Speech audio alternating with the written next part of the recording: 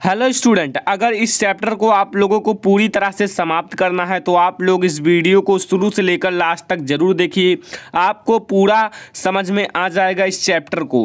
अगर आप लोग जैव प्रक्रम, रासायनिक अभिक्रिया एवं समीकरण, धातु एवं अधातु, अम्ल, क्षार एवं लवण का पूरा पाठ एक ही वीडियो में चाहते हैं तो इस वीडियो के डिस्क्रिप्शन में आप लोगों को लिंक मिल जाएगा। आप लोग जाके सभी चैप्टर को पढ़ सकते हैं। तो स्टूडेंट, इस वीडियो को आप लोग लास्ट तक देखिए। कार्बन तथा उनके यौगिक पाठ आपका पूरा समाप्त हो जाएगा। चैनल को सब्सक्राइब जरूर करना, वीडियो को लाइक जरूर करना student. Hello student, I am Shravan Goswami, welcome back to my channel. Student, आज मैं आप लोगों को क्लास 10 साइंस चैप्टर 4 कार्बन तथा उनके यौगिक लेसन को पढ़ाने वाला हूँ। अगर आप लोग इस वीडियो को नहीं देखोगे तो आप लोगों को पूरा पाठ नहीं समझ में आएगा, ठीक है। इसलिए आप लोगों को इस वीडियो को लास्ट तक देखना है। वीडियो पसंद आए तो लाइक कीजिए, शेयर कीजिए, ठीक है। और हो सके तो हमारे चैनल को ज़रूर सब्सक्राइब कीजिए। तो आइए मैं आप लोगों को पहले बताता हूँ कार्बन होता क्या है, ठीक है। जैसे कार्बन तथा उनके यौगिक, तो आपको जानना इसमें ज़रूरी है कार्बन क्या होता है और कार्बनिक यौगिक क्या होते हैं। तो पहले मैं आप लोगों को बताऊँगा कार्बन क्या होते हैं, ठीक है। तो डिटेल में सब कुछ समझिए। देखिए, कार्बन जो है एक अधातु है। अगर आप आवर्त सारणी को लीजिए, आवर्त सारणी में जो अधातुओं की श्रेणी है उसमें कार्बन पाया जाता है, इसलिए कार्बन एक अधातु है, ठीक है, नॉन मेटल है, जिसका परमाणु क्रमांक 6 होता है। अगर हम देखें तो इसका परमाणु क्रमांक 6 होता है, ठीक है। कार्बन को C से प्रदर्शित करते हैं जिसकी संयोजकता 4 होती है। स्टूडेंट, हम लोग कार्बन को C से प्रदर्शित करते हैं जिसकी संयोजकता 4 होती है। 4 कैसे होती है? अगर आपका कार्बन का 6 होते हैं परमाणु क्रमांक, तो इसका इलेक्ट्रॉनिक विन्यास 2 और 4 होगा। तो ये आप लोगों का 4 जो होता है लास्ट का छक्का, वो आप लोगों का संयोजकता होता है, ठीक है। संयोजकता अगर आपको ना समझ में आए तो कमेंट करना, मैं आप लोगों के लिए ज़रूर बता दूंगा, ठीक है। तो आप लोग पहले कार्बन को समझ गए कि कार्बन एक अधातु है जिसका परमाणु क्रमांक 6 होता है। कार्बन को C से प्रदर्शित करते हैं और कार्बन संयोजकता 4 होता है। कार्बन की संयोजकता 4 होता है, ठीक है। अब आप लोगों को मैं बताता हूं अपर रूप, कार्बन के अपर रूप, ठीक है। तो पहले आप लोग समझिए अपर रूप होता क्या है, ठीक है। अपर रूप आप लोग पहले समझिए कि वैसे पदार्थ जिनके रासायनिक गुण समान व भौतिक गुण भिन्न होते हैं अपर रूप कहलाते हैं। जैसे आपके भौतिक गुण आकार है हो गया, ठीक है, लंबाई चौड़ाई, ये सब उसके विपरीत मतलब कि समान नहीं होते हैं, ठीक है। लेकिन वो जो होते हैं रासायनिक गुण, केमिकल रिएक्शन जो होते हैं, केमिकल प्रॉपर्टी जो एकदम समान होते हैं, ठीक है। तो वैसे पदार्थ जिनके रासायनिक गुण समान हों व भौतिक गुण भिन्न भिन्न हों अपर रूप कहलाता है, ठीक है। तो अब अपर रूप कार्बन के कितने हैं ये आप लोगों को याद रखना है, मेन पॉइंट है। कार्बन के 2 अपर रूप होते हैं, एक तो हीरा और दूसरा ग्रेफाइट। देखिए स्टूडेंट, कार्बन के 2 अपर रूप होते हैं, एक हीरा, देखिए एक तो हीरा होता है, दूसरा ग्रेफाइट, ठीक है। अगर कुछ मैं पूछूं हीरे के बारे में, हीरे के गुण आप लोग बता सकते हैं, तो मैं आप लोगों को बताऊंगा जो कार्बन के अपर रूप हैं 2, कितने? 2, हीरा और ग्रेफाइट। हीरा आप लोग जानते हैं बहुत ही ज़्यादा महंगा है, कठोर है, और ग्रेफाइट सस्ता है, पेंसिल में लगे रहते हैं, जो काले काले चलते हैं पेंसिल, वही है ग्रेफाइट, ठीक है। तो मैं आप लोगों को पहले हीरा और ग्रेफाइट को समझाता हूँ, ठीक है। देखिए हीरा का गुण, देखिए हीरा का गुण, देखिए हीरा ताप व विद्युत का कुचालक होता है। स्टूडेंट, अगर हीरे में हम लोग ताप यानी कि टेम्परेचर प्रवाहित करें तो इसमें नहीं होगा, यानी कि कुचालक होती हैं, ठीक है। अगर हम देखें इसमें विद्युत इलेक्ट्रिक इसमें प्रवाहित करें हीरे में तो नहीं होगा, ठीक है। क्यों? क्योंकि ये विद्युत की कुचालक होती हैं। तो हीरा जो होती हैं ताप और विद्युत दोनों की कुचालक होती हैं, इतना याद रखना, ठीक है। दूसरा, शुद्ध हीरा पारदर्शी तथा रंगहीन होता है। अगर हम शुद्ध हीरा लें तो हम इस तरफ से दूसरे तरफ देख सकते हैं उस हीरे से, और रंगहीन यानी कि कोई रंग उसका नहीं होता है, ठीक है। जैसे पानी होता है वैसे कुछ हीरा भी होता है, ठीक है, लेकिन बहुत ही ज़्यादा महंगा होता है, ये आप लोग याद रखना। यह दुनिया का सबसे कठोर पदार्थ है, यह दुनिया का स्टूडेंट बहुत ही मतलब हीरा बहुत ही ज़्यादा कठोर होता है, ठीक है, बहुत ही ज़्यादा कठोर होता है। इसका अपवर्तनांक 2.417 होता है। अगर हम हीरे का अपवर्तनांक देखें तो इतना होता है, ठीक है। ये मैं आप लोगों को अच्छी तरह से डिटेल में पहले समझ लीजिए। पार्ट 1 में फिर हम लोग बहुत सारे टॉपिक को कवर करेंगे, ठीक है। अभी मैं आप लोगों को पढ़ाऊँगा कार्बनिक यौगिक क्या होते हैं, हाइड्रोकार्बन को भी पढ़ाने वाला हूँ, ठीक है। अब मैं देखता हूँ ग्रेफाइट। ग्रेफाइट क्या होती है, ठीक है। पहले हीरा तो आप लोग इससे नोट कर लीजिए, ठीक है। अब मैं आप लोगों को ग्रेफाइट बताता हूँ। ग्रेफाइट वह विद्युत का कुचालक होती है, जो सुचालक होती हैं। ही जो आपका ग्रेफाइट है ये विद्युत की सुचालक होती हैं। अगर हम इसमें विद्युत प्रवाहित करें तो आसानी से हो जाते हैं, ठीक है। सुचालक का अर्थ है कि आसानी से विद्युत का प्रवाह हो जाता है, ठीक है। तो जो यह विद्युत का सुचालक होता है। दूसरा, कागज पर रगड़ने से काला निशान बन जाता है। अगर हम ग्रेफाइट को कागज पर रगड़ें, ये कागज है, इस पर अगर हम ग्रेफाइट को रगड़ें तो क्या हो जाता है, काले निशान बन जाते हैं, ठीक है। पेंसिल को अगर हम इस पर रगड़ेंगे तो काला निशान बनेगा ही, क्योंकि काले चलते हैं, ठीक है। अगर हम तीसरा देखें, ग्रेफाइट का उपयोग पेंसिल बनाने में किया जाता है। ये आप लोग याद रखना, ग्रेफाइट का उपयोग पेंसिल बनाने में किया जाता है, ठीक है। इसे आप लोग याद रखना, कभी कभी पूछा जाता है, लेकिन ये सब आप लोगों के लिए बेसिक के लिए है, बोर्ड एग्जाम के लिए आते हैं, बहुत कम आते हैं, ठीक है। अब आपका जो बोर्ड एग्जाम में आएगा उसे मैं आप लोगों को पढ़ाने वाला हूँ आगे।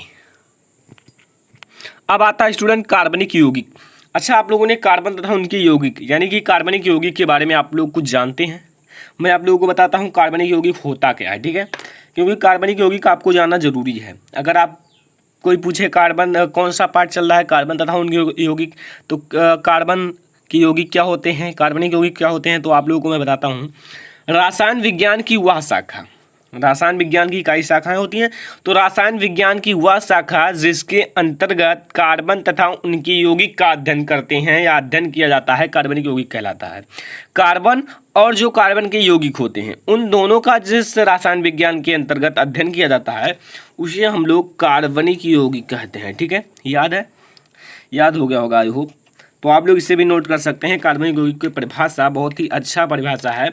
रसायन विज्ञान की वह शाखा जिसके अंतर्गत कार्बन तथा उनके यौगिक का अध्ययन किया जाता है उसे हम लोग कार्बनिक यौगिक कहते हैं। अब आता है एक टॉपिक हाइड्रोकार्बन, बहुत ही ज़्यादा मोस्ट इंपॉर्टेंट है आपके बोर्ड एग्जाम के लिए, ठीक है। तो हाइड्रोकार्बन क्या होता है, पहले आप लोग समझिए।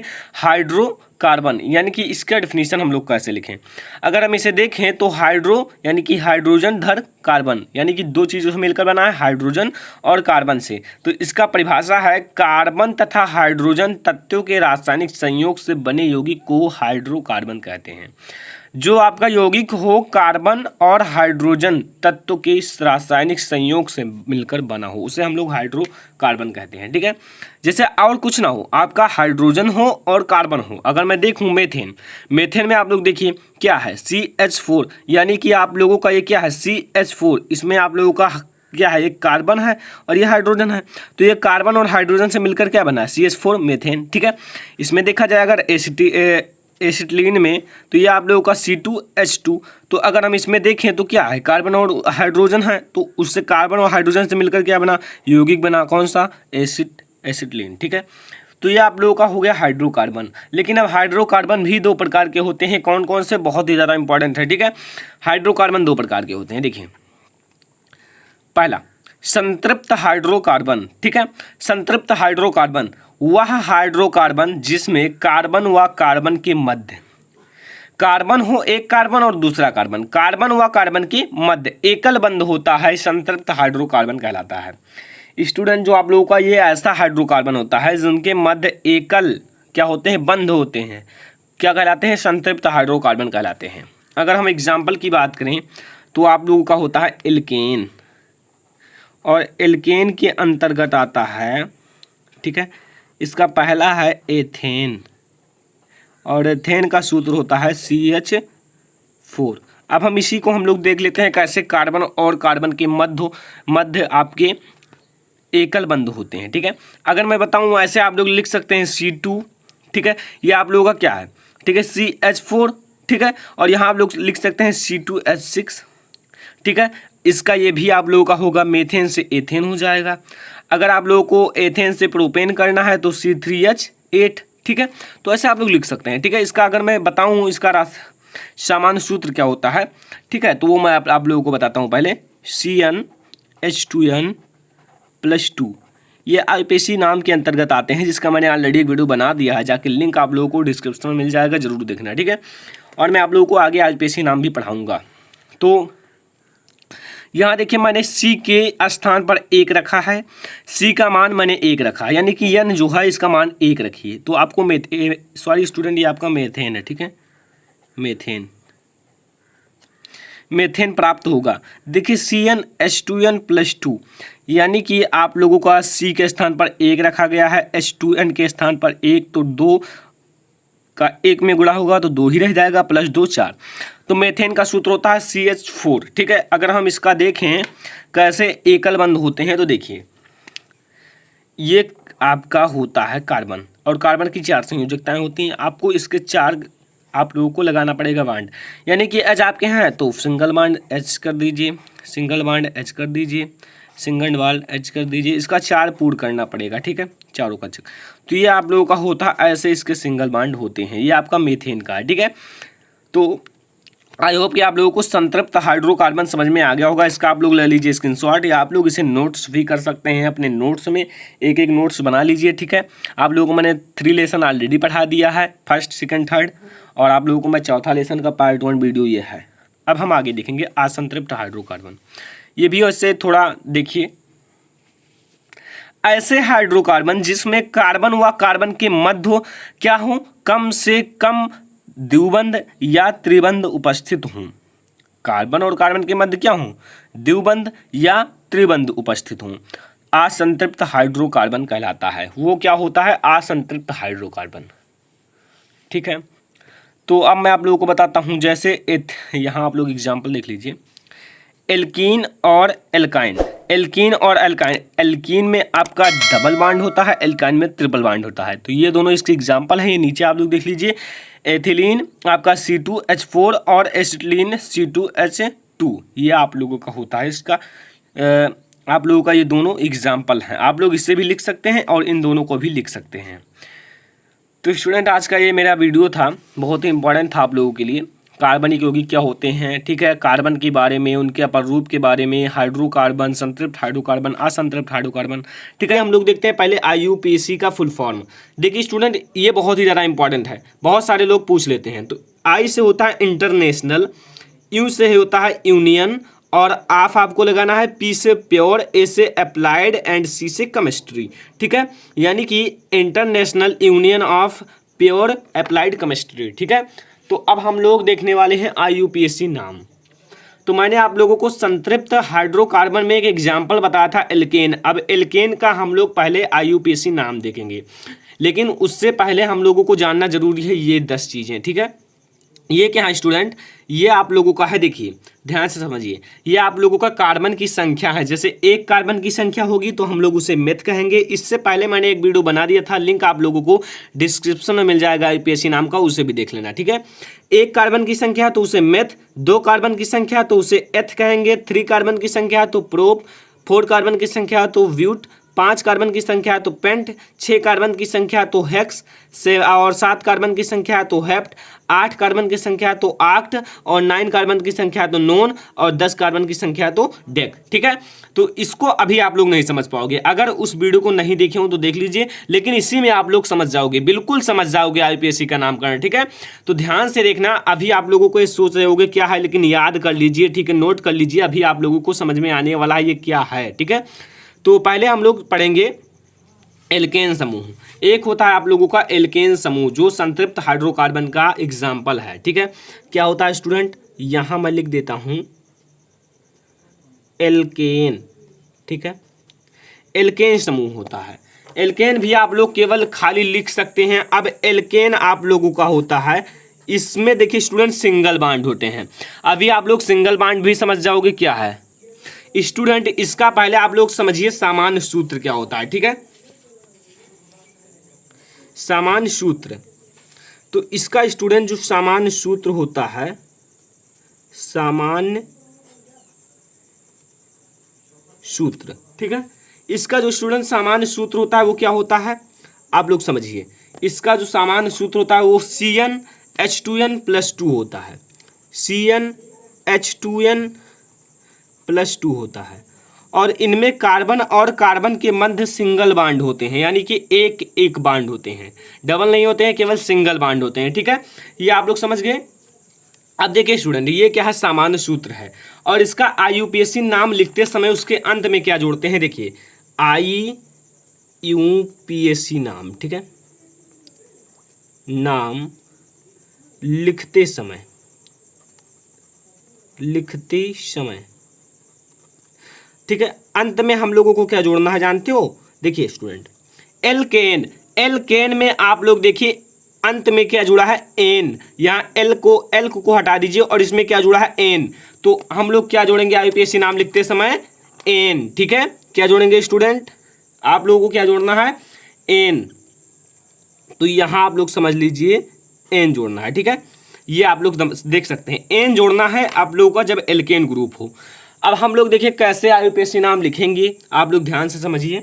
अगर हम यहाँ सी की संख्या 1 रखें, सी के स्थान पर 1, यानी कि यहाँ एन की संख्या हम लोग 1 रखें, यानी कि एन इक्वल टू 1 रखने पर, ठीक है। एन इक्वल टू अगर आप 1 रखें रखने पर, तो आप लोग देखिए स्टूडेंट, यहाँ अगर हम 1 रखें तो यहाँ क्या होगा? देखिए 1 रखेंगे यहाँ तो 1 हो गया, यानी कि सी हो जाएगा। C1 नहीं, केवल सी लिखो। और यहाँ जब दो में 1 से गुणा होगा तो 2 हो जाएगा, और ये 2 जुड़ कर क्या हो गया? जब 4। जैसे आप लोग समझिए, यहाँ जब हम सी के स्थान पर 1 रखेंगे तो कोई दिक्कत नहीं होगा, केवल सी रहेगा, ठीक है। अच्छा देख लो, ठीक है, ये 1 रख दिया और H2 × 1 रख दिया, प्लस आप लोगों को 2 जोड़ देना है। तो ये आप लोगों का क्या तैयार होगा? CH और 2 दूनी 4, ठीक है, यानी कि 2 ये और 2 4, CH4। अब इसका हम लोग आईपीएससी नाम कैसे लिखेंगे? देखिए इसमें कितने कार्बन की संख्या है? 1। और 1 कार्बन की संख्या के लिए मैंने क्या बताया था? मेथ। और मेथ में क्या जोड़ेंगे अंत में? एन। तो क्या बन जाएगा? मेथेन। क्या बनेगा स्टूडेंट? देखिए 1 कार्बन की संख्या क्या लिखेंगे? मेथ, ठीक है। और लास्ट में क्या जोड़ेंगे आईपीएससी नाम लिखते समय? एन। तो क्या बन गया? मेथेन, ठीक है। अब मैंने एक चीज़ बताया था आप लोगों को, इसमें सिंगल बांड होते हैं। अब इसमें कैसे सिंगल बांड होते हैं? देखिए स्टूडेंट, कार्बन की संयोजकता कितनी होती है? 4 होती है। इसमें कितने आप लोग देखिए स्टूडेंट, इसमें आप लोगों को सिंगल बांड कैसे लगाना है? यहाँ आपको सी बेच में रख देना है और इसकी 4 होती है, तो आप लोगों को 4 आप लोगों को इसके जो यहाँ आप लोग देखिए, यहाँ H लगाइए, 1 2 3 4, ये हो गया इसका। यह है संरचना। ये देखिए इसमें सब में सिंगल बांड है, ठीक है। सिंगल बांड लगता है एल्केन समूह में, ये आपका हो गया, ठीक है। तो ये आप लोग समझ गए आई होप। अगर हम यहाँ n = 2 रखें, n बराबर आप लोग 2 रख दीजिए, ठीक है। 2 रखोगे तो क्या होगा? ध्यान से समझिए स्टूडेंट, कुछ है नहीं, आप लोग अगर ध्यान से समझोगे, मैं आप लोगों को पहले बेसिक समझा रहा हूँ, ठीक है। यहाँ आप लोगों को 2 रखना है और H2 और 2 रख देना है, +2, ठीक है। तो यहाँ 2, ठीक है, यहाँ क्या हो जाएगा? 2 हो जाएगा, यानी कि C2 हो जाएगा। और ये 2 दूनी 4, 2 6, यानी कि ये C2H6, ठीक है। और इसका जो आईपीएससी नाम होगा क्या होगा? 2 कार्बन की संख्या को क्या कहते हैं? एथ। ये देख लीजिए एथ, और इसके अंत में क्या जोड़ेंगे? एन। तो क्या बन जाएगा? एथेन, ठीक है। कुछ है आप लोगों को इजी लगा, ठीक है। अब एक हम लोग बड़ी देखेंगे, जो बड़ा सा एग्जाम्पल होता है, ठीक है। तो बड़ा सा एग्जाम्पल आप लोग देख लीजिए एक, क्योंकि बहुत सारे बच्चे कहते हैं छोटे छोटे एग्जाम्पल हैं, तो बड़ा एग्जाम्पल देख लीजिए आप लोग। अब स्टूडेंट ये मेरा एक बड़ा सा एग्जाम्पल है, इसको आप लोगों को मैं समझाता हूँ। यहाँ आप लोगों को देखिए स्टूडेंट, इसमें सबसे पहले क्या करना है? लंबी श्रृंखला चुनना है। तो लंबी श्रृंखला एक ही श्रृंखला है, इसमें हमें कौन और ग्रुप लगा है? ये आप लोगों का हाइड्रोजन ग्रुप। मैंने आप लोगों को ऑलरेडी पढ़ा दिया, कार्बोक्सिलिक समूह सब कुछ को पढ़ा दिया, एल्कोहल समूह, ठीक है, और एल्डिहाइड समूह सबको पढ़ा दिया है, हाइड्रोजन समूह। तो आप लोग सबको जाके देख लीजिए आईपीएससी के प्ले लिस्ट में, ठीक है। तो ये आप लोगों का हो जाएगा, ये Cl है, क्या है? क्लोरो, ठीक है।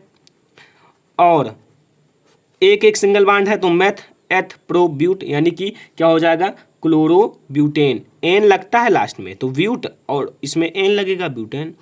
बस ये आप लोगों का हो गया स्टूडेंट एल्केन ग्रुप। तो आई होप कि आप लोगों को समझ में आया होगा और आप लोगों ने वीडियो को भी लाइक कर दिया होगा। अब हम लोग पढ़ने वाले स्टूडेंट क्या?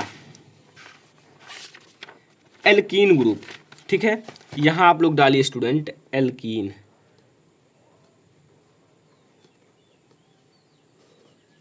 ये क्या है स्टूडेंट? एल्कीन ग्रुप है।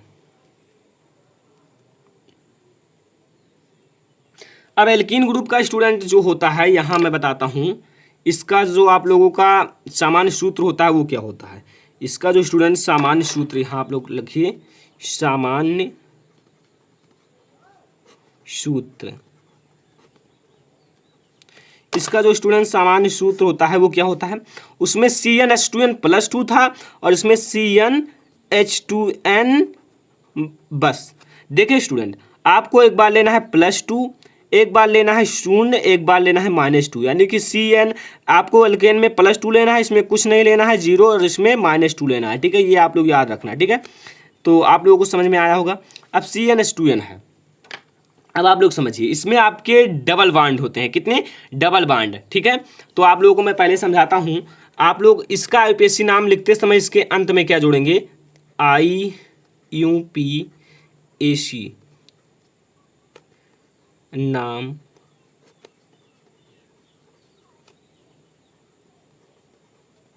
लिखते समय। ठीक है, लिखते समय आईयूपीएसी नाम लिखते समय आप लोगों को जोड़ना है स्टूडेंट, इसमें क्या? इसमें जोड़ना है इन। क्या जोड़ना है स्टूडेंट? इन, क्योंकि इसके लास्ट में देखिए क्या है, बड़ी ई और ना इन। ठीक है, इसलिए इसमें हम लोगों को इन जोड़ना है। अब हम लोग क्या करें स्टूडेंट, अगर हम n = 1 लें, ठीक है, तो 1 = 1 लेंगे तो ये आप लोगों का अस्तित्व नहीं होता है। C1 और H, यहाँ देखिए CH2, इसका कोई सूत्र नहीं होता है, इसका कोई स्थायी मतलब अस्तित्व नहीं होता। ठीक है, इसलिए हम लोग 2 लेंगे। ठीक है, तो 2 लोगे तो 2 C2 और H4, इसका 2 गुना कर देना। जहाँ इसका 2 गुना हो वो आप लोगों का यही समूह होता है। ठीक है, अब इसका आईयूपीएसी नाम क्या होगा? 2 कार्बन की संख्या, 2 कार्बन की संख्या को क्या कहते हैं? एथ, और एथ में क्या जोड़ना है? इन, तो क्या हो जाएगा? एथीन। ठीक है, समझ में आया? अच्छा, अब हम लोग 2 ना लें, थोड़ा बड़ा गिनती लेते हैं। n = हम लोग लेते हैं 4। n = 4 रखने पर हम n = 4 रख देते हैं। चलिए 4 भी रख के देख लेते हैं। n के स्थान पर हम लोग 4 रख देते हैं और इसका 2 गुना कर लेते हैं 8 = क्या हो जाएगा? इसका क्या होगा? ब्यूट। 4 कार्बन की संख्या को क्या कहते हैं? ब्यूट, याद कर लेना, और इसमें इन जोड़ देते हैं, ब्यूटीन। ठीक है, ये होगा स्टूडेंट इसका। अब हम लोग इसका एक लंबा सा अच्छा सा एग्जाम्पल देख लेते हैं। ठीक है, तो इसका एक एग्जाम्पल आप लोग देख लीजिए स्टूडेंट। इसका एग्जाम्पल है एक स्टूडेंट, ये है इसका एग्जाम्पल, क्योंकि इसमें डबल बांड लगे हुए हैं। अगर डबल बांड लगा हो तो ये आप लोगों का हो जाता है क्या? Alkene group. अब इसका आईयूपीएसी नाम क्या होगा? देखिए स्टूडेंट, इधर डबल बांड लगा है, इसलिए हम लोग इधर से ही कार्बन की गिनती करेंगे। जिस पर आप लोगों का डबल और ट्रिपल बांड जिधर से लगा हो उधर से हम लोग कार्बन की गिनती को काउंट करते हैं। तो यहाँ देखिए मेथ, एथ, प्रो, ब्यूट। ब्यूट है तो आप लोग ब्यूट लिख दीजिए। ठीक है, चलिए अब कितने नंबर पे डबल बांड लगा हुआ है? 1, तो आप लोग 1 लिख दीजिए। और क्या लगाते हैं इसमें? एल्कीन में इन, तो इन लिख दीजिए। ब्यूट, आपको यहाँ एक चिन्ह लगाना है, 1 इन। ठीक है, तो ये आप लोगों का हो जाता है इसका आईयूपीएसी नाम। ठीक है, तो आई होप कि आप लोगों को समझ में आ गया होगा। अब हम लोग एल्काइन ग्रुप देखेंगे।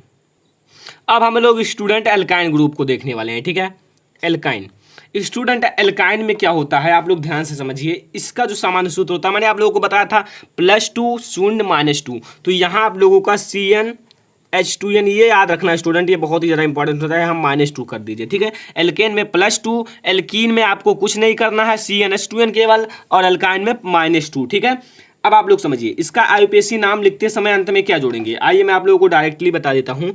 इसमें आप लोगों को आइन जोड़ना है। क्यों? इसके लास्ट में क्या है? बड़ा आ और ई होना आइन। यहाँ देखिए एल्काइन, यहाँ बड़ा आ और छोटी ई होना आइन। ठीक है, तो इसलिए हम लोग इसका आईयूपीएसी नाम लिखते समय आइन जोड़ेंगे। ठीक है, अब आइन जोड़ेंगे तो कुछ नहीं है स्टूडेंट, अगर हम C1 कर देते हैं तो आप लोगों का अस्तित्व नहीं होता है, जिस प्रकार से मैंने बताया वो स्थायी नहीं होता। C2 कर दिए, सॉरी स्टूडेंट, यहाँ आप लोग रखिए C = 2, यन आप लोग, ठीक है, n = 2। ठीक है, n आप लोग 2 रखेंगे तो यहाँ देखिए CN यानी कि 2 है, और 2 दूनी 4 में से 2 घट गई 2, तो ये आप लोगों का हो जाएगा स्टूडेंट क्या? आयन जुड़ेगी। तो 2 कार्बन की संख्या को क्या कहते हैं स्टूडेंट? यहाँ आप लोगों को मैं दिखा देता हूँ। ठीक है, नोट कर लेना स्टूडेंट, बहुत ज़्यादा इंपॉर्टेंट है। यहाँ 2 कार्बन की संख्या को एथ, और इसमें जोड़ेंगे आइन, तो ये क्या हो जाएगा? एथाइन। ठीक है, एथाइन। तो आई होप कि आप लोगों को बहुत ही ज़्यादा पसंद आता होगा। ठीक है, अभी हम लोग और भी देखेंगे आईयूपीएसी नाम, लेकिन आप लोग पहले इतना बेसिक सोच समझिए। ठीक है, अगर हम n = कितना रख दें स्टूडेंट? 3 रख दें। ठीक है, तो यहाँ C के स्थान पर आप लोगों को 3 रख देना है, और यहाँ मैं गुणा कर लेता हूँ 3 - 2, आप लोगों को मैं समझाऊंगा अच्छे से। ठीक है, देखिए 3 हो जाएगा, और ये आप लोगों का कितना हो जाएगा, H की संख्या 4, ठीक है, क्योंकि 2 3 का गुणा होगा 6, 6 में से 2 गए 4, ठीक है। अब इसका जो IUPAC नाम होगा स्टूडेंट वो क्या होगा, मैथ, 3 कार्बन की संख्या मैथ एथ प्रोप, और प्रोप को क्या कहते हैं, प्रोप, और इसमें जोड़ेंगे आइन तो प्रोपाइन, ठीक है। तो ये हो जाता है आप लोगों का ये, ठीक है। अब और ऐसे आप लोग आगे बढ़ाते जाओ, 3 4 5 6 7 8 जितना लिख पाओ, जितना आप लोग रख पाओ, ठीक है। तो इसमें अब हम लोग एक अच्छा सा एग्जाम्पल देख लेते हैं बड़ा, ठीक है। तो आप लोग समझिए, यहाँ मैं आपके सामने लिखता हूँ CH3 CH2 CH, ठीक है। एंड यहाँ आप लोगों को ट्रिपल बाइंड लगाना है, क्योंकि इसमें ट्रिपल बाइंड होते हैं, ठीक है। अब देखिए स्टूडेंट, इसका जो IUPAC नाम होगा वो क्या होगा। देखिए सबसे लंबी श्रृंखला ढूंढिए, 1 2 3 4 5, ठीक है। 5 है, पेंट लिखिए, ठीक है, पेंट, और 1 नंबर पे लगा हुआ है तो यहाँ 1 लिखिए और इन लगा दीजिए, ठीक है। ये होता है स्टूडेंट आप लोगों का IUPAC नाम। तो आई होप कि आप लोगों को ये वीडियो पसंद आया होगा, और मैंने आप लोगों को एल्कीन, एल्केन, एल्कीन, एल्काइन तीनों का बता दिया है। अब और आप लोग हम लोग आगे देखेंगे, लेकिन ये आप लोगों के लिए बहुत ही ज़्यादा इंपॉर्टेंट है IUPAC नाम के नामकरण के लिए, ठीक है। तो आप लोग इसे नोट्स कर लेना, ये जो है, ठीक है। देखिए पहले आप लोग समझिए बंध श्रृंखला होता क्या है, समझो पहले। बंध श्रृंखला यानी कि ऐसी श्रृंखला हो कार्बन तथा हाइड्रोजन की, ठीक है। हाइड्रोकार्बन यानी कि कार्बन और हाइड्रोजन का जो संयोग होता है, तो कार्बन और हाइड्रोजन की ऐसी श्रृंखला हो कि वो मतलब चारों तरफ से बंद हो, ठीक है। बंद होने का मतलब अभी आप लोग समझ जाओगे बेंजीन और साइक्लोहेक्सेन की संरचना में, ठीक है। तो पहले आप लोग समझिए बंध श्रृंखला होता क्या है, ठीक है। तो देखिए स्टूडेंट, वे हाइड्रोकार्बन यानी कि हाइड्रोजन और कार्बन का जो संयोग होता है, तो वो हाइड्रोकार्बन जिसमें 6 कार्बन परमाणु, वलय को हम लोग रिंग का अर्थ क्या होता है स्टूडेंट, सॉरी, अगर आप लोग देखें जो रिंग होता है, रिंग वो चारों तरफ से बंद होता है।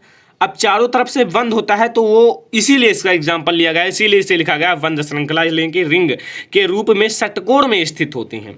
षटकोण यानी कि ऐसे षटकोण देखे हैं, देखिए ऐसे रहेगा, ठीक है, ऐसे ऐसे ऐसे ऐसे, अभी आप लोग समझ जाओगे, चित्र समझाऊंगा।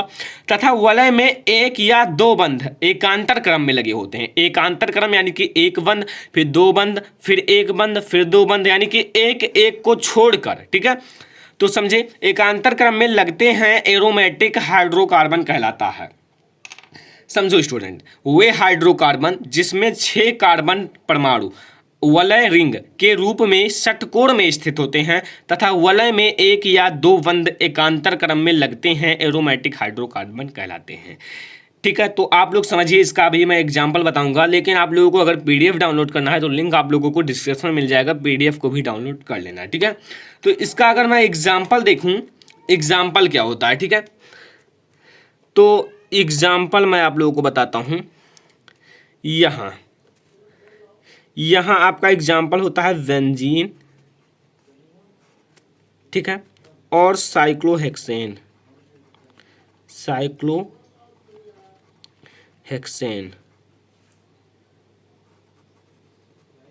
बेंजीन और साइक्लोहेक्सेन, ठीक है स्टूडेंट। अगर मैं पूछूं बेंजीन का सूत्र क्या होता है, बेंजीन और साइक्लोहेक्सेन का सूत्र क्या होता है, तो अगर आप लोग बता दोगे तो बहुत ही अच्छा है, अगर नहीं बता पाओगे तो मैं आप लोगों को जरूर बताऊंगा, ठीक है। तो अगर मैं देखूं तो बेंजीन का जो सूत्र होता है, बेंजीन का वो C6, ठीक है, और H6 होता है, ठीक है। और साइक्लोहेक्सेन का जो होता है C6 एंड H12 होता है। ये दोनों ब्रैकेट में मैंने लिखा है, ठीक है। ये इनके सूत्र होते हैं। लेकिन अगर हम कैसे देखें कि ये एक बंध श्रृंखला बनाती है, तो हम इसकी संरचना पे जाएंगे, और इसकी संरचना ही बोर्ड एग्जाम में पूछी जाती है। तो आप लोग पहले डालिए स्टूडेंट हेडिंग बेंजीन की संरचना, बेंजीन की संरचना, ठीक है। बेंजीन की संरचना के अंतर्गत हम लोग क्या देखेंगे, इस जो कार्बन और हाइड्रोजन का संयोग है इसकी हम लोग संरचना बनाएंगे। तो कैसे बनाएंगे तो मैं आप लोगों को बताऊंगा। देखिए स्टूडेंट, आप लोगों के पास 6 हैं और 6 को आप लोगों को एक षटकोण के रूप में स्थित करना है। ऊपर आप लोगों ने पढ़ा होगा षटकोण के रूप में। तो षटकोण कुछ इस टाइप से होता है ये, ठीक है। षटकोण आप लोग पढ़े होंगे जब छोटे रहे होंगे, ठीक है। कुछ इस टाइप से होता है स्टूडेंट। सी, आप लोगों को केवल 6 सी लेना है, ये याद रखना, केवल 6, ठीक है। ऐसे होता है षटकोण। तो यहाँ आप लोगों को सी को काउंट कर लीजिए, 1 2 3 4 5, ठीक है, 1 2 3 4 5 6, ठीक है, 6 सी हो चुके हैं। अब हमें एक एक हाइड्रोजन इन पर लगाना है। एक हाइड्रोजन, आप लोग यहाँ एक एक हाइड्रोजन लगा दीजिए, ठीक है, एक एक हाइड्रोजन, एक एक हाइड्रोजन लगाना है। अब एक एक हाइड्रोजन लगाने के बाद अब देखिए क्या इनकी चारों संयोजकता पूर्ण है कार्बन की। सभी में देखिए केवल 3 3 है, 1 2 3 1 2 3 1 2, केवल 3 है। अब इसको पूर्ण करने के लिए आप लोगों को क्या करना पड़ेगा, एक छोटा सा आप लोगों को अच्छे से मैं बताता हूँ क्या करना है। देखिए ये आप लोगों का जो है इसे एकांतर क्रम में, एकांतर क्रम यानी कि यहाँ से ले और डबल बंद कर दें। अभी आप लोगों ने ऊपर पढ़ा होगा, यहाँ 2 हो गए, अब एक को छोड़कर यहाँ भी 2 हो गए, एक को छोड़कर यहाँ भी 2 हो गए, ठीक है। तो 2 2 जब आपने कर दिया तो इसका 1 2 2 4, 2 1 1, तो 2 2 4, 1 2 3 4, 1 2 3 4, 1 2 3 4 1, यानी कि सभी का पूर्ण हो चुका है, ठीक है। तो ये होता है स्टूडेंट बेंजीन की संरचना, ठीक है। तो आप लोग इसे नोट भी कर सकते हैं अगर आप लोगों को पसंद आए, ठीक है। और आइए मैं आप लोगों को बताता हूँ। अब साइक्लोहेक्सेन की बारी आती है। साइक्लोहेक्सेन की कैसे बनता है, तो आप लोग यहाँ डालिए साइक्लोहेक्सेन की संरचना, साइक्लोहेक्सेन की संरचना, ठीक है, की संरचना। अगर हम इसकी सूत्र की बात करें तो C6 ये C है और H12 होता है। तो इसका उससे भी ज़्यादा इजी है, क्योंकि स्टूडेंट ध्यान से देखोगे तो कुछ हार्ड नहीं है, ठीक है। आप लोगों को ठीक उसी प्रकार से इससे षटकोण में, अब देखिए बंद है, ये बंद से निकला है ना, ये सब बंद है, ठीक है, ये बंद है, इसलिए मैंने इसका एग्जाम्पल बताया है। और अगर हम देखें इसे तो यहाँ आप लोग सी लगाइए, इसे भी षटकोण में व्यवस्थित कीजिए, सी। आप लोग यहाँ कार्बन को ऐसे लगाना है, ठीक है, सी आप लोगों को लगाना है, एंड सी और ये सी, ठीक है। तो यहाँ 6 कार्बन तो आपके पूरे हो गए।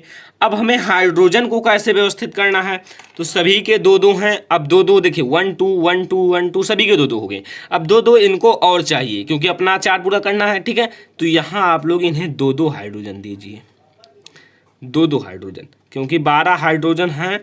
और अगर आप 2 2 दोगे 6 को तो 12 हो जाएंगे, ठीक है।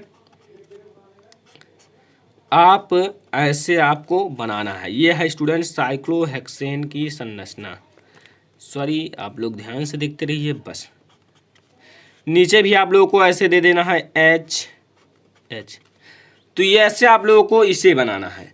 तो आई होप कि आप लोगों को साइक्लोहेक्सेन और बेंजीन की संरचना समझ में आ गया होगा।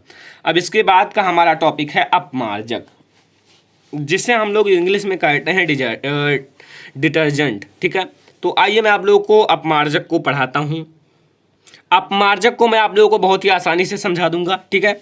इससे पहले अगर आप लोग साबुन का टॉपिक नहीं देखे हो तो लिंक आप लोगों को डिस्क्रिप्शन में मिल जाएगा, जाके जरूर देखने लेना साबुन का, ठीक है। तो साबुन भी बहुत ज़्यादा इंपॉर्टेंट है बोर्ड एग्जाम के लिए, तो लिंक आप लोगों को डिस्क्रिप्शन में मिल जाएगा, ठीक है। तो आइए मैं आप लोगों को बताता हूँ अपमार्जक, वह कार्बनिक पदार्थ। अपमार्जक क्या है, कार्बनिक पदार्थ है, ठीक है। कार्बनिक पदार्थ जिसमें साबुन की क्रिया की तरह मैल साफ करने का विशेष गुण पाया जाता है, अपमार्जक कहलाता है। साबुन से हम क्या करते हैं, कपड़े को भी नहीं साफ करते, जो शरीर है उसे साफ करते हैं, और भी कपड़ों को भी कभी कभी साफ किया जाता है। लेकिन ठीक उसी प्रकार से विशेष चीज यानी कि मैल छुड़ाने का विशेष गुण पाया जाता है, तो वही आपका अपमार्जक कहलाता है। डिटर्जेंट से क्या करते हैं, कभी घरों को साफ करते हैं, कभी जो फर्श फ्लोर उसे साफ करते हैं, छतों को भी साफ किया जाता है, मतलब सब कुछ साफ किया जाता है इसी द्वारा, ठीक है। तो इसे हम लोग अपमार्जक कहते हैं। तो आप लोग इसे नोट कर लीजिए, वह कार्बनिक पदार्थ जिसमें साबुन की क्रिया की तरह मैल साफ करने का विशेष गुण होता है, अपमार्जक कहलाता है। इसका उपयोग की बात करें कि इसका उपयोग क्या होता है, तो घर की वस्तुओं को साफ करने में किया जाता है। यह जो होता है घर की वस्तुएं जो होती हैं जो गंदी हो जाती हैं उसे साफ करने के लिए प्रयोग किया जाता है। और यह प्रबल अम्ल तथा प्रबल क्षार से प्राप्त उच्च अणु भार वाला लवण है। ये क्या है स्टूडेंट? अगर कोई पूछे अम्ल या क्षार या लवण तो आपका लवण है, ठीक है। और ये क्या है? उच्च प्रबल, प्रबल क्षार और प्रबल अम्ल से प्राप्त हुआ है। इसमें प्रबल क्षार और प्रबल अम्ल यानी कि अम्ल, देखिए स्टूडेंट, एसिड कि जब अभिक्रिया प्रबल क्षार यानी कि वेश से कराई गई तो उदासीनीकरण अभिक्रिया से हमें क्या प्राप्त होगा? साल्ट यानी कि नमक यानी कि लवण, ठीक है, नमक या लवण। तो यही आपका रिएक्शन काम करता है। प्रबल अम्ल तथा प्रबल क्षार से जब अभिक्रिया कराई जाएगी तो हमें उच्च अणुभार वाला लवण प्राप्त होगा। तो ये इसका उपयोग है। अगर हम इसका गुण देखें तो गुण आप लोगों को मैं 3 बताता हूँ, इंपॉर्टेंट है। पहला, यह जल में विलेय है। यह जल में विलेय क्यों है? क्योंकि हम जल में ही डालकर इसे मतलब डिटर्जेंट को, घरों को साफ करते हैं और जो अन्य चीज़ें हैं उसे साफ करते हैं, कपड़ों को साफ करते हैं। दूसरा, इसके जलीय विलयन में आयनन हो जाता है। अगर हम इसको जलीय विलयन में डालें तो ये आयनन के रूप में हो जाता है। आयनन, ठीक है, यानी कि इसका आयनन हो जाता है। आयनन का अर्थ है प्लस माइनस चार्ज जो होते हैं उसमें टूट जाते हैं। तीसरा, यह जल के साथ मिलकर कोलाइडी विलयन बनाता है। अगर हम इसे जल में घोलते हैं तो ये कोलाइडी विलयन बनाता है। कोलाइडी विलयन जैसे ये जब जल में इसे घोला जाएगा तो ये सफ़ेद हो जाता है। अगर देखा जाए तो डिटर्जेंट भी सफ़ेद होता है और वो दोनों मिलकर एक कोलाइडी विलयन बना लेते हैं जो थोड़ा दुधिया कलर का होता है। तो जल के साथ मिलकर कोलाइडी विलयन बना लेते हैं। तो स्टूडेंट, आज का ये मेरा टॉपिक था एरोमेटिक हाइड्रोकार्बन क्या होता है, बेंजीन की संरचना और साइक्लोहेक्सेन की संरचना, और अगला टॉपिक था अपमार्जक। ये सारे बहुत ही इंपॉर्टेंट है आपके बोर्ड एग्जाम के लिए। स्टूडेंट, पहले आप लोग समझिए साबुन होता क्या है। जैसे आप लोगों का साबुन है तो साबुन होता क्या है, ठीक है। तो आप लोग ध्यान से समझिएगा स्टूडेंट। उच्च अणुभार वाले, जो आपका उच्च अणुभार वाले मोनोकार्बोक्सिलिक अम्लों के सोडियम तथा पोटेशियम लवण को साबुन कहते हैं। उच्च अणुभार वाले मोनोकार्बोक्सिलिक अम्ल, जो आप लोगों का मोनोकार्बोक्सिलिक अम्ल है, अम्लों के सोडियम यानी कि सोडियम तथा पोटेशियम लवण को साबुन कहते हैं, ठीक है। आई होप कि आप लोगों को समझ में आ गया होगा साबुन होता क्या है। अगर आप लोगों को साबुन समझ में आ गया हो तो इसे आप लोग नोट कर लीजिए स्टूडेंट। फिर मैं आप लोगों को इसका सूत्र बताऊंगा ताकि आप लोगों को सब कुछ समझ में आ जाए। सूत्र आप लोगों के सामने लिखा हुआ है, कहाँ लिखा हुआ है ये आप लोग देख सकते हैं। देखिए स्टूडेंट, मैं लिख देता हूँ, ये नीचे का सूत्र वही है, C17H35 COONA। ये होता है स्टूडेंट साबुन का सूत्र। आप लोग नोट कर लीजिए स्टूडेंट, बहुत ही ज़्यादा इंपॉर्टेंट है साबुन का सूत्र। थोड़ा बड़ा है, इसका रिएक्शन बहुत ही ज़्यादा हार्ड है। आप लोग ध्यान से जब देखोगे तभी समझ पाओगे स्टूडेंट, और मैं आप लोगों को अच्छे से समझा दूंगा, आप लोगों को सब कुछ समझ में आ जाएगा। तो ये होता है साबुन का सूत्र, ये होता है इसका डिफिनीशन। अब मैं आप लोगों को बताऊँगा इसका निर्माण कैसे होता है साबुन का।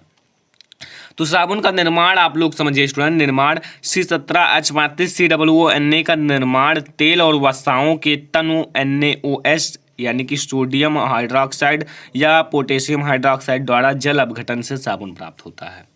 यदि हम साबुन का निर्माण करें तो सोडियम हाइड्रोक्साइड तथा पोटेशियम हाइड्रोक्साइड का जो जल अपघटन होता है उसके द्वारा साबुन का निर्माण होता है। आप लोग साबुन का निर्माण समझ लीजिए। C17H35 COONA साबुन का सूत्र है। साबुन का निर्माण तेल और वसाओं के तनु मतलब कम गाढ़ा, ठीक है, सांद्र मतलब ज़्यादा, तो तनु NaOH या KOH द्वारा जल अपघटन से साबुन का निर्माण होता है। तो आप लोग इसे भी नोट कर लीजिए, साबुन होता क्या है पहले, और साबुन का सूत्र और साबुन का निर्माण, ठीक है। अब आप लोग सूत्र को समझो। सूत्र को अगर समझ जाओगे तो कुछ है नहीं इसमें स्टूडेंट, सूत्र ही सूत्र आप लोगों को समझना है। आप लोगों को पहले लिखना है स्टूडेंट CH2OCO, ठीक है, C17H35, ठीक है। ऐसे एक बार आप लोग लिख लीजिए। फिर हम लोग नीचे फिर ऐसे देखिए 3 चरणों में होगा स्टूडेंट। फिर आप लोग दूसरा समझिए, केवल आप लोग लिखिए CH, केवल CH लिखिए, फिर वही उतार दीजिए OCO C17H35। अब ऊपर का जो पोर्शन है, जो चीज़ है, वही आप लोगों को नीचे सेम लिखना है, ठीक है। क्या लिखना है समझो, CH2OCO C17H35, ये आप लोग 35 कर दीजिए, ठीक है। ये आप लोगों का स्टूडेंट 35 है। अब देखिए ये भी आपका 35 है, ठीक है। अब देखिए इसमें हम लोग +3NaOH करेंगे, +3NaOH, ठीक है। फिर आप लोगों को एक एरो लगाना है। एरो लगाने के बाद आपको इधर प्राप्त होगा, आप लोग ये जो पोर्शन है उसे ऐसे नोट कर लीजिए। क्या समझो, CH2, ठीक है, ये आपका आगे का CH2 और इधर का OH, ठीक है, CH2OH, ठीक है स्टूडेंट। और इधर आपका केवल लिखा हुआ है CHOH, फिर आपका CH2OH। ये आपको समझ में आया। अब इसके बाद आपका जो साबुन का सूत्र है वो प्राप्त हो जाएगा, ठीक है। साबुन का सूत्र क्या है, C17H35COONA। लेकिन इधर आपका C17H35 3 बार है, इधर 1 बार है, तो यहाँ आप लोग 3 लगा दीजिए। आप काउंट कर सकते हैं स्टूडेंट, ये समीकरण आपका संतुलित हो चुका है। तो स्टूडेंट ये था साबुन की समीकरण। आप लोग साबुन बनाना, ऐसे साबुन को आप लोगों को बनाना है। हार्ड है थोड़ा, आप लोगों को समझ में नहीं आया हो तो आप लोग वीडियो दोबारा देख सकते हैं। केवल आप लोगों को यही लिखना है CH2OCO C17H35, ऐसे आप लोगों को नीचे लिखना है, यहाँ केवल CH कर देना है और आपको 3 सोडियम हाइड्रोक्साइड के साथ रिएक्शन कराना है और आप लोगों को साबुन प्राप्त हो जाएगा, ठीक है स्टूडेंट। तो ये था साबुन क्या होता है, साबुन का सूत्र, साबुन का निर्माण। अब हम लोग एक साबुन का गुण देखेंगे, जो गुण है साबुन का। तो साबुन का गुण आप लोग समझिए स्टूडेंट, साबुन जो होता है जल में विलीय होता है। अगर आप लोग साबुन लाएं और उसे जल में घोलें तो वो पूरी तरह से घुल जाता है अगर हम उसे मिलाते रहें। यह अत्यंत उपयोगी होता है स्टूडेंट। हाँ, साबुन बहुत ही ज़्यादा उपयोगी होता है। अगर आप लोग साबुन से ना नहाएं तो आप लोगों को रोग भी हो सकता है और ये हमें रोगों से दूर रखता है। आप लोग साबुन से हमेशा नहाते होंगे, तो साबुन बहुत ही ज़्यादा उपयोगी भी होता है। इसका स्वच्छीकारक क्रिया सर्वविदित होता है। इसका स्वच्छीकारक क्रिया भी होता है, सफाई के लिए इसका उपयोग किया जाता है, शरीर की सफाई या कपड़ों की सफाई, कुछ सभी के लिए इसका उपयोग किया जाता है स्टूडेंट। तो ये था आज का हमारा टॉपिक साबुन। आप लोगों को मैं दिखा देता हूँ, नोट जरूर कर लीजिए स्टूडेंट। नोट कर लोगे तो आप लोगों को समझ में सब आ जाएगा। साबुन, पहले आप लोग हेडिंग डालिए यहाँ, फिर आप लोग लिखिए साबुन का होता क्या है। उच्च अणुभार वाले मोनोकार्बोक्सिलिक अम्लों के सोडियम तथा पोटेशियम लवण को साबुन कहते हैं। फिर सूत्र लिखिए, फिर निर्माण कैसे होता है ये लिखिए, फिर आपको ये समीकरण थोड़ा बड़ा है लेकिन आप लोगों को लिख लेना है, स्क्रीनशॉट भी ले सकते हैं, और यहाँ आप लोगों को गुण लिखना है। तो आइए स्टूडेंट हम लोग मिश्रण या स्वच्छीकारक क्रिया देखते हैं। देखिए पहले आप लोगों को जानना है साबुन का सूत्र होता क्या है। साबुन का सूत्र क्या होता है ये आप लोग समझिए। मैंने आप लोगों को बताया है लेकिन मैं आप लोगों को यहाँ लिख देता हूँ। यहाँ मैं ब्लैक पेन से लिखता हूँ तो ज़्यादा बेटर रहेगा। C17H35 COONA, ये होता है स्टूडेंट साबुन का सूत्र। और साबुन का स्वच्छीकारक क्रिया यानी कि मिसल जिसे कहते हैं, या स्वच्छीकारक क्रिया को समझाइए, बहुत ही इंपॉर्टेंट है, आप लोगों को मैं बताता हूँ। नंबर 1, साबुन का सूत्र C17H35 COONA होता है। ये आप लोग जान गए, पहले से भी जानते थे आप लोग, लेकिन इसमें C17H35 को पूंछ कहते हैं। जो आप लोगों का C17H35 है इसे हम लोग पूंछ कहते हैं, जबकि इसे हम लोग टेल कहते हैं, जबकि COONA को हेड कहते हैं यानी कि सिर कहते हैं। इसे पूंछ कहते हैं, इसे सिर कहते हैं। क्यों कहते हैं अभी आप लोग समझ जाओगे, अभी मैं आप लोगों को समझाऊंगा। ये आप लोग नोट कर लीजिए। पहला पॉइंट, साबुन का सूत्र C17H35 COONA होता है। इसमें C17H35 को पूंछ कहते हैं जबकि COONA को सिर कहते हैं। क्यों कहते हैं अभी आप लोग पीछे समझोगे, ठीक है। क्योंकि पूंछ मैलिस नहीं होता है जबकि सिर जलिस नहीं होता है। पूंछ जो आपका होता है, पूंछ क्या है, पूंछ आप लोगों का है C17H35, यह आप लोगों का मैलिस नहीं होता है, मैल को छुड़ाने के लिए काम आता है, जबकि सिर जो आप लोगों का जलिस नहीं होता है। ये जलों को अलग करता है, ये मैलों को अलग करता है। कैसे अलग करता है अभी आप लोग समझ जाओगे।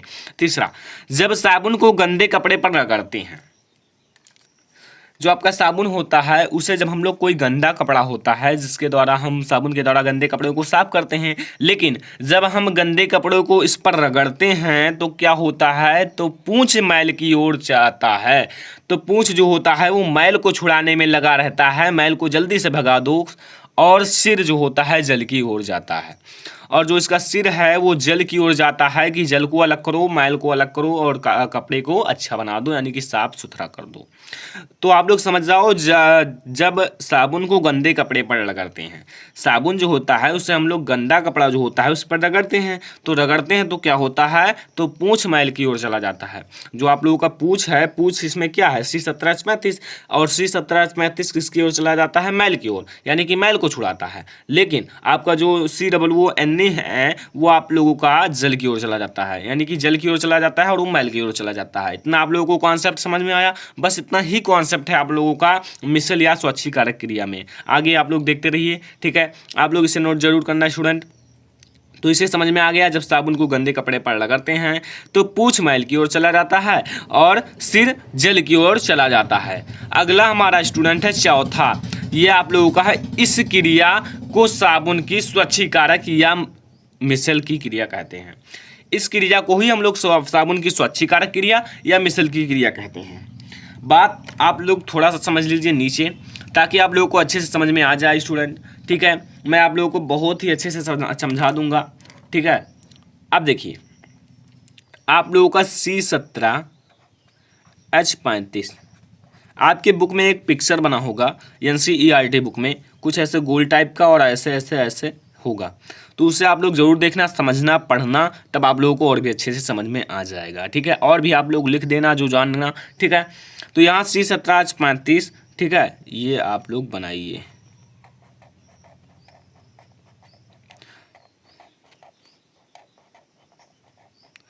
ऐसे आप लोग बना लीजिए, और यहाँ COONA है, ठीक है। समझ में आया?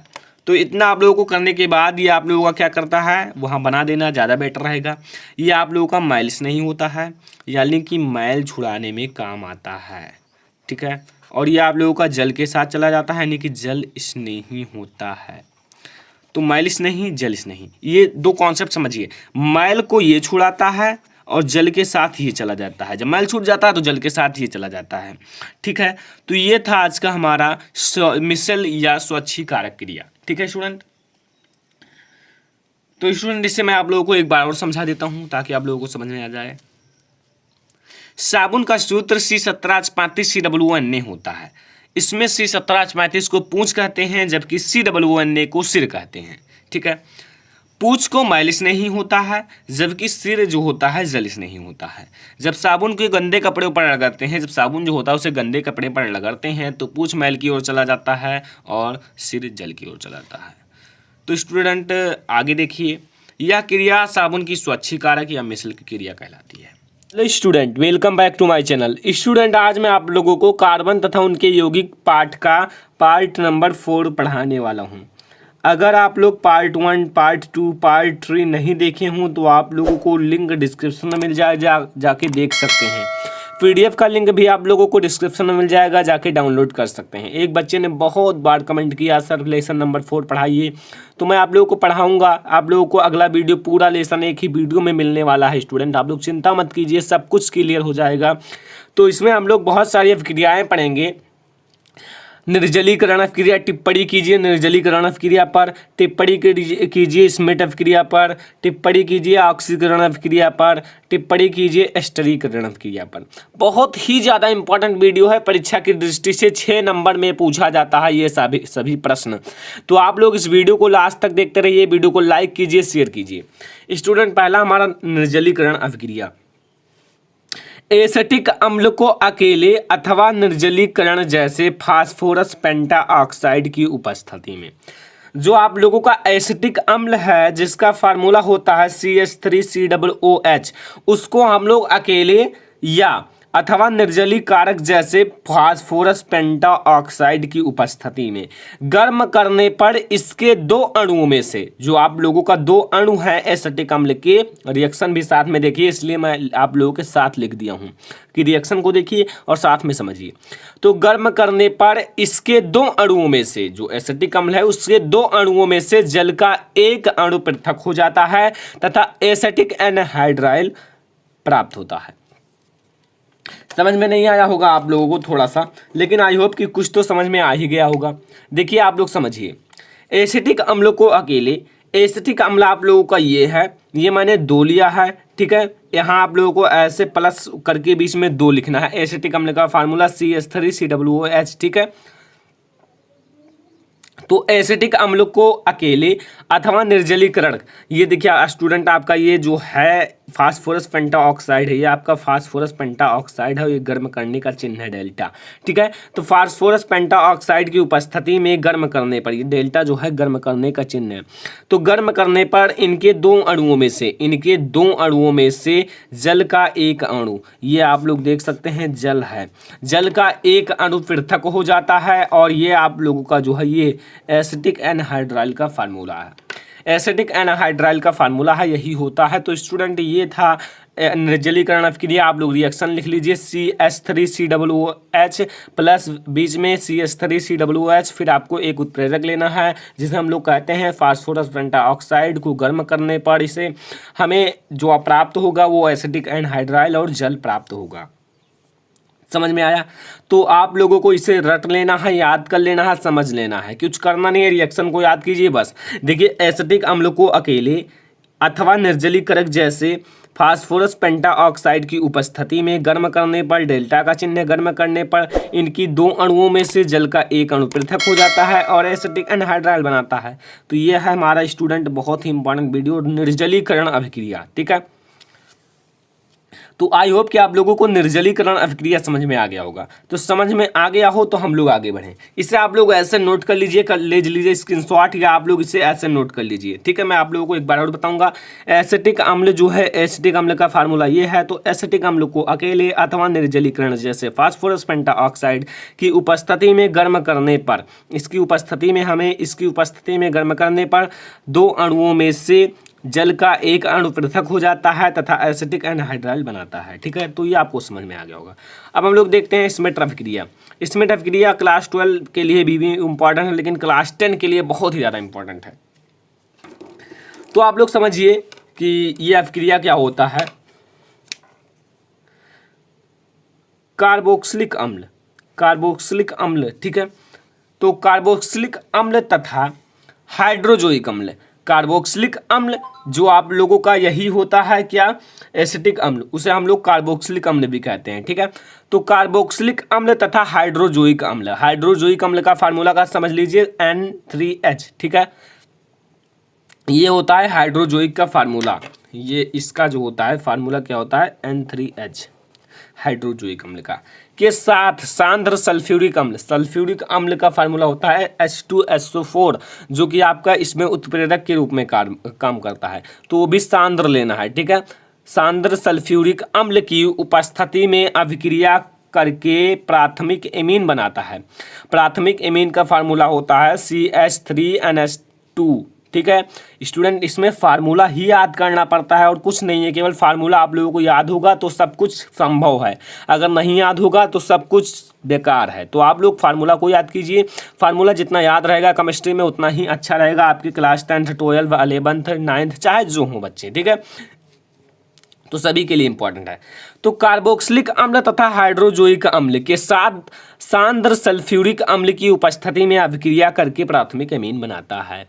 तो समझ में आया? इसे आप लोग कर लीजिए नोट, या आप लोग इसका ले सकते हैं स्क्रीनशॉट। आपको मैं बताऊंगा पहले इसका जो रिएक्शन है, आप लोगों को कुछ है नहीं, ये आप लोगों का जो कलर दूसरा ले, ये आप लोगों का जो है कार्बोक्सिलिक अम्ल है और ये हाइड्रोजोइक अम्ल है, और आपका H2SO4 यानी कि आप लोगों का सल्फ्यूरिक अम्ल की उपस्थिति है, और हमें प्राथमिक एमीन प्राप्त होता है। ये प्राथमिक एमीन प्राप्त होता है, CO प्राप्त होता है, NH2 प्राप्त होता है, ठीक है। मैं यहाँ लिख देता हूँ प्राथमिक एमीन,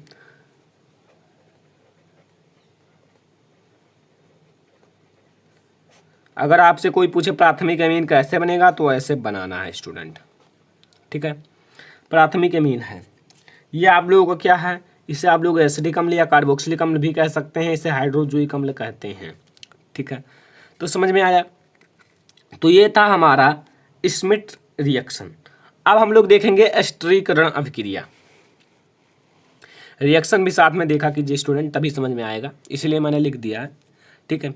तो एस्टरीकरण अभिक्रिया क्या होता है, ये बहुत ही ईजी है, अगर आप लोगों को बड़ा दिख रहा होगा लेकिन हाँ छोटे है, छोटे की तरह समझो, बड़ा तो है लेकिन इसमें कुछ एडवांस लिखा हुआ है, देखो पढ़ो उसे। तो पढ़ लिए होंगे, आई होप आप लोग बहुत तेज हैं आप लोग, ठीक है, तो आप लोग पढ़ लिए होंगे।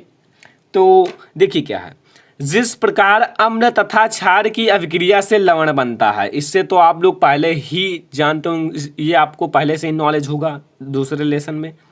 अम्ल और क्षार की अभिक्रिया से लवण बनता है, तो इसे लिखो या ना लिखो, ठीक है, लेकिन लिख दिया है तब आपको और अच्छे से समझ में आएगा। तो जिस प्रकार अम्ल तथा क्षार की अभिक्रिया से लवण बनता है, ठीक उसी प्रकार अम्ल तथा एल्कोहल की क्रिया से एस्टर तथा जल बनता है। इसी अभिक्रिया को एस्टरीकरण अभिक्रिया कहते हैं, ठीक है। इस अभिक्रिया को हम लोग एस्टरीकरण अभिक्रिया कहते हैं। आप लोग ये भी लिख सकते थे ना, अम्ल तथा एल्कोहल की अभिक्रिया से एस्टर प्राप्त होता है तथा जल प्राप्त होता है, इस अभिक्रिया को एस्टरीकरण कहते हैं, लेकिन उतना अच्छा नहीं लगा इसलिए मैं लिख दिया। जिस प्रकार अम्ल तथा क्षार की अभिक्रिया से लवण बनता है, ठीक उसी प्रकार अम्ल तथा एल्कोहल की अभिक्रिया से एस्टर तथा जल बनता है। इसी अभिक्रिया को एस्टरीकरण अभिक्रिया कहते हैं। अम्ल क्या है आपका, यही है कार्बोक्सिलिक अम्ल या अम्ल है, ठीक है, कार्बोक्सिलिक अम्ल है, या इसे हम लोग कह सकते हैं एसिटिक अम्ल। ये आपका क्या है, एल्कोहल है, क्योंकि OH ग्रुप जुड़ा हो तो वो आपका एल्कोहलीय ग्रुप होता है, एल्कोहल ग्रुप होता है। CH3COOH2C2H5 ये क्या है, अगर आपका एल्कोहल में C2H5 लग जाए तो वो आपका एस्टर होता है, और एस्टर में अगर ये देखिए आपका इसके बाद H2O मिला है तो ये आपका जल है। तो हमें अभिक्रिया के बाद क्या मिला, एस्टर तथा जल मिला, तो वही तो हमें प्राप्त करना था, एस्टर तथा जल। तो आई होप कि आप लोगों को एस्टरीकरण समझ में आ गया होगा। फिर से देखो, जल्दी नहीं है, आप लोगों को रटना नहीं है, समझना है। जिस प्रकार एसिड तथा बेस की अभिक्रिया से सॉल्ट प्राप्त होता है, ठीक उसी प्रकार से आप लोगों को एसिड और अल्कोहल की अभिक्रिया से एस्टर तथा वाटर प्राप्त होता है, ठीक है। जैसे आप लोग यहाँ देख सकते हैं, ये आपका अम्ल है, ये अल्कोहल है, अम्ल यहाँ देखिए स्टूडेंट, ये आपका अम्ल है और ये अल्कोहल है, और अम्ल और अल्कोहल की अभिक्रिया से ये आपका एस्टर है। एस्टर का फार्मूला याद कर लेना स्टूडेंट, और यहाँ H2O है, जल है। तो स्टूडेंट ये था एस्टरीकरण अभिक्रिया। अब हम लोग देखेंगे अगला और लास्ट अभिक्रिया, और यही 4 पर आपके बोर्ड एग्जाम में आएगा, आप लोग देख लेना अगर आएगा तब। तो आइए मैं अगला बताता हूँ। अगला हमारा स्टूडेंट ऑक्सीकरण अभिक्रिया। ऑक्सीकरण अभिक्रिया आपका 2 प्रकार से होता है। एक तो पहले पाठ में पढ़े होंगे, संयोजन वियोजन के साथ ऑक्सीकरण भी आता है, और इसमें दूसरे टाइप से रहेगा, लेकिन कुछ लगेगा कि हाँ ठीक थोड़ा मिलजुल रहा है, लेकिन आप लोग समझिए, समझने का सबसे बड़ा रीज़न है, समझ जाओगे तो कुछ है नहीं स्टूडेंट, ठीक है। तो आइए मैं आप लोगों को पहले समझाऊंगा। देखिए, ऑक्सीकरण अभिक्रिया एक ऐसी अभिक्रिया होती है, एक ऐसी अभिक्रिया होती है जिसमें ऑक्सीजन संयोग करता है। इसमें क्या होता है, O जो है, O2 जो है वो संयोग करता है, किसमें, ऑक्सीकरण अभिक्रिया में। लेकिन दहन करने पर कार्बन के यौगिकों को सरलता से ऑक्सीकृत किया जा सकता है। अगर हम इसका दहन करें मतलब जलाएं तो क्या होगा, कार्बन की यौगिकों को सरलता से ऑक्सीकृत कर सकते हैं। और ऑक्सीकरण, अब यहाँ इतना तो हो गया, लेकिन अगर ये लिखें तो और अच्छा है। ऑक्सीकरण अभिक्रिया में एथिल अल्कोहल को कार्बोक्सिलिक अम्ल में बदला जा सकता है। बस यही आपका एग्जांपल है कि ऑक्सीकरण अभिक्रिया में एथिल अल्कोहल को कार्बोक्सिलिक अम्ल में बदला जा सकता है। यही रिएक्शन है, यही आप लोगों को समझना था। कैसे बदला जा सकता है समझो। देखिए यहाँ आपका लिखा है ऑक्सीकरण अभिक्रिया में एथिल अल्कोहल को, यहाँ आपका मेथ एथ यानी कि एथिल, ठीक है, एथिल अल्कोहल, ठीक है, ये आपका एथिल अल्कोहल में जब ऑक्सीजन संयोग करता है तो ये आप लोगों का CH3CHO बनता है, अरे वाटर बनता है। अभी हमें क्या ना मिला, हमें अभी कार्बोक्सिलिक अम्ल नहीं मिला। कार्बोक्सिलिक अम्ल का फार्मूला होता है CH3COOH। अब हमें इसे एक बार और करना पड़ेगा, किसके साथ, इसके साथ हमें ऑक्सीजन जोड़ना पड़ेगा। जब मैंने इसके साथ ऑक्सीजन जोड़ा तो हमें इस O को इसके बीच में दोनों को कर देना है और H को इधर कर देना है, बस आप लोगों को एसिड प्राप्त हो जाएगा, यानी कि आप लोगों को एसिटिक अम्ल या कार्बोक्सिलिक अम्ल प्राप्त हो जाएगा। तो स्टूडेंट ये अध्याय यहीं पर समाप्त हो जाता है। आई होप कि आप लोगों को